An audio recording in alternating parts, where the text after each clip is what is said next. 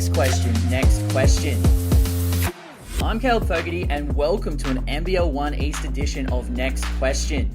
On today's show, we are joined by a rising star and dynamic guard. She started her junior career at the Bankstown Bruins before heading to the Sydney Comets for bottom age 18s, before quickly becoming a standout talent. A fierce competitor with a relentless motor, she played a key role in the Comets' strong NBL 1 East campaigns. Now she stepped up to the national stage, earning a spot on the Sydney Flames roster this WNBL season as a development player, where she shares the court with the NBL 1 East alums and North Bears standouts Carla Pittman and Caitlin Martin. Please welcome to the show, Piper Anderson. Hello. Piper, thanks so much for coming on. And first questions first, I gotta ask, you are a future Flames participant. How did the process go scoring a development contract with the Sydney Flames? Yeah, it was all very quick. We went to Perth for Future Flames, which was a really good experience getting to play in the Hoops Fest. And then we played 2 games there. I dropped 26 in the first game, and then I can't even remember what it was the second game, but we played really well as a team. We'd been training for weeks together, so the dynamic was really good. And then after Future Flames, on this Saturday, we were actually in the Qantas Lounge on the way home. We got very spoilt that trip. I didn't know what was going on. In the Qantas Lounge on Saturday, Guy Malloy texted me and he's like, "Hey Piper, do you have time for a quick call?" And I was like, "Oh, okay, sure." He's like, "All right, go away from all the girls and I'll call you in 5 minutes." And I was like, "Cool." So I just sat at a separate part of the Qantas Lounge and he called me and said, "We've got a spot for you to be a DP. Would you be interested?" And I was like, "Oh, let me think. Yes." So I said yes to that. And he's like, "If you want to chat to your family and everything, that's totally fine." And I was like, "Yeah, I'll chat to them, but it's a yes. Like, I know it's going to be a yes." So yeah, and then he's like, "Awesome, can't wait."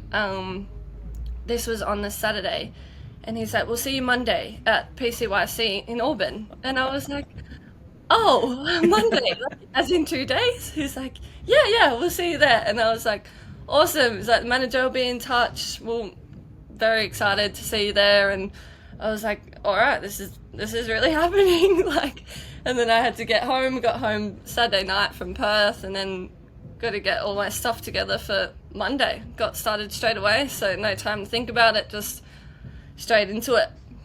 I did see when they announced that you were a DP player, in one of the quotes you had, you grew up as a Flames fan. So how does that feel, joining them as an actual player? Yeah, it was incredible. Like, I've always, just growing up in Sydney, always been Kings and Flames fan, always watched their games. So yeah, it was pretty incredible just being told that I was going to be a Flame and I was going to be playing with or training with girls like Kayla George and Shanice Swain. Like, it was crazy. So you had your first game when you actually checked in. I believe it was the Bendigo Spirit was the game. Is that correct? Yeah. What was it like hearing your name call, going, "All right, get out there, Piper, you're on"? It was a little bit scary.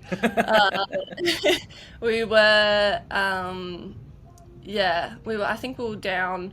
So as soon as he turned to the bench and put Caitlin on, I was like, "Oh, it might be me next." So about 2 or 3 minutes later, I turned around again and pointed at me and said, "Piper." And I was like, "Me, Piper?" Really? So yeah, it was really cool. I went to the bench, checked in subs, and I remember sitting there and being so nervous, but also really, really excited to get on the court. I didn't think I would get that opportunity, so I felt extremely lucky, and it was a really, really fun experience. How do you go about staying ready? Because when you're playing for the Comets, you're looking at 25, 35 minutes a night, whereas now it's a minute, maybe 5 minutes. Maybe if you're lucky, you can maybe get 10 minutes. No, definitely. It's definitely all a mental game. Just staying in my head, As soon as I get nervous or shaky or anything, I turn that into excitement.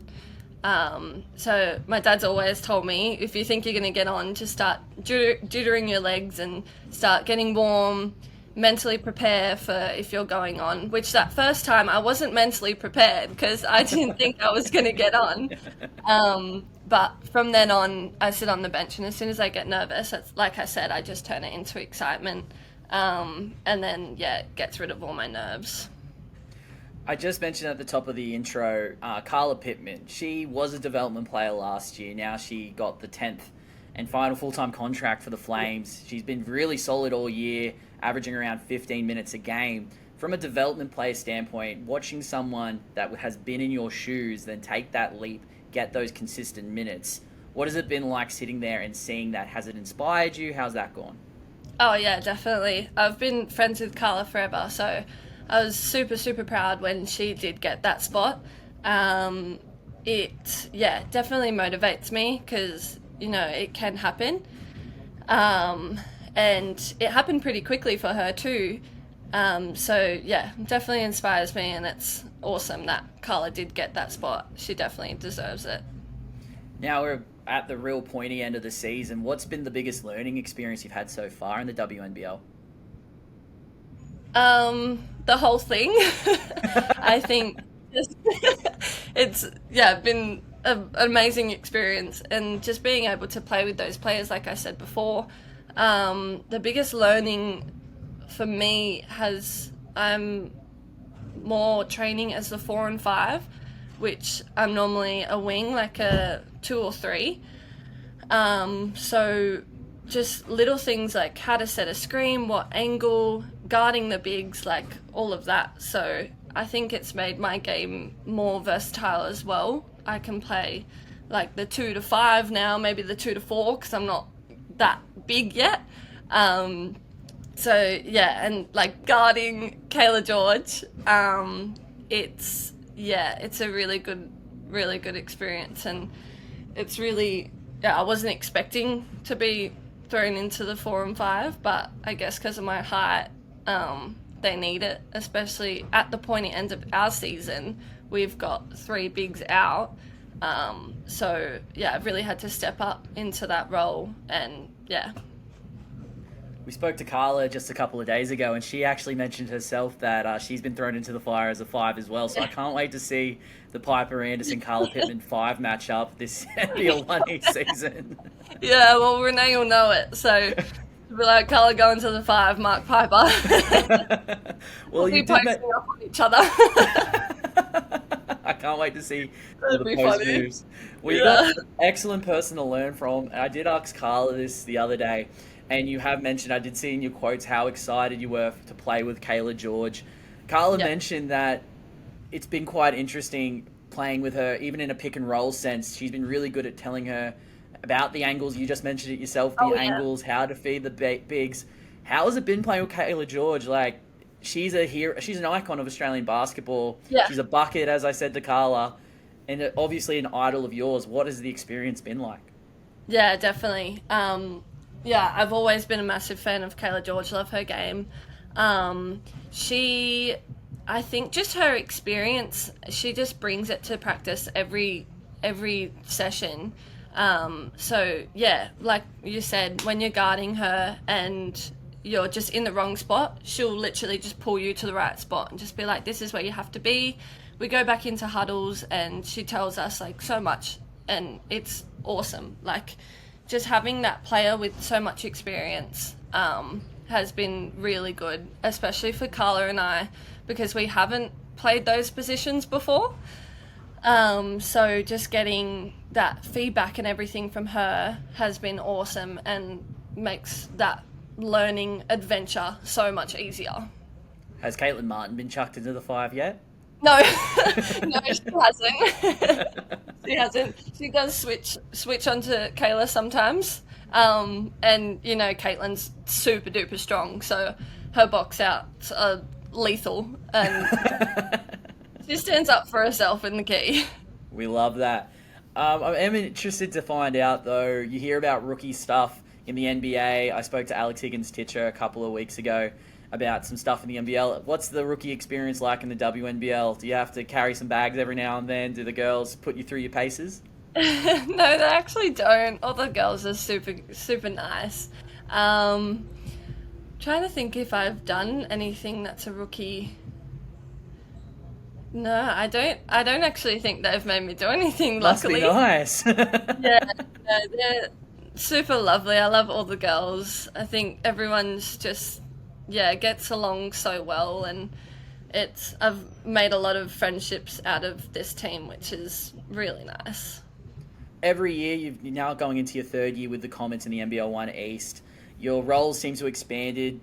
Offensively, you were sitting behind Shyla Heal and Davida Dale.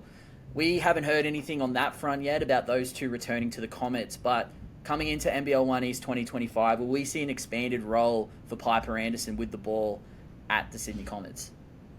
Yeah, definitely. I think with those two girls, they did score a lot and they had a lot of scoring opportunity, but they also opened up a lot of scoring opportunity for me.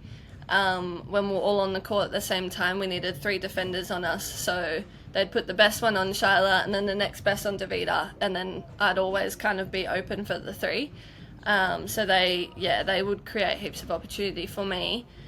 We actually had our first Comet session last night, first training session, and I didn't train just for load and stuff, but the assistant coach Peter actually said to me that I'm going to have more of a leadership role this year.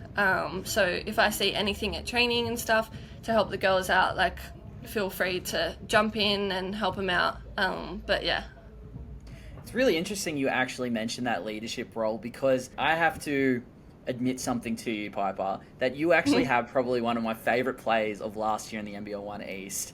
All I'm going to say, down 48-71 against the Newcastle Falcons, you went LeBron James and got one of the nastiest chase down blocks I've ever seen. It wasn't a backboard pin. It was a 2-handed chase down block. Now, when you say leadership and then you compare that play by leading by example, that is spectacular. Do you think plays like that define you as a player? Yeah, definitely. I don't really focus on the score unless it's obviously close, and I'm always looking at it. But if we're down, I'm never going to give up. Just like that play there, girl gets a fast break. I'm not letting her have an easy layup. Like, I'm going to chase her down. But yeah, that definitely identifies me as a player. I never give up, even if we're down by heaps. There's always an opportunity to come back sometimes. We love that. And then looking ahead to NBL 1 East 2025, do you have any specific goals that you want to try and achieve this year? Yeah, so coming 4th the first year and then obviously lower on the ladder last year, the goal is definitely to come top 4, but hopefully make it to the grand final this year and maybe even get a championship. It's always a goal for the team and I. Individually, it's to dunk the ball. I'm up to a size 5, so we're nearly there. Hey. Yeah, I think under Coach Miles we can achieve that, and the roster that we're starting to build now with Abby as well coming in now, Alex Cabarrus, Alex Oliver, we're looking pretty good. So yeah, I think it's achievable. Well, thank you, Piper Anderson, and best of luck for NBL 1 East 2025 and the rest of the Flame season. Thanks so much. Thanks for having me.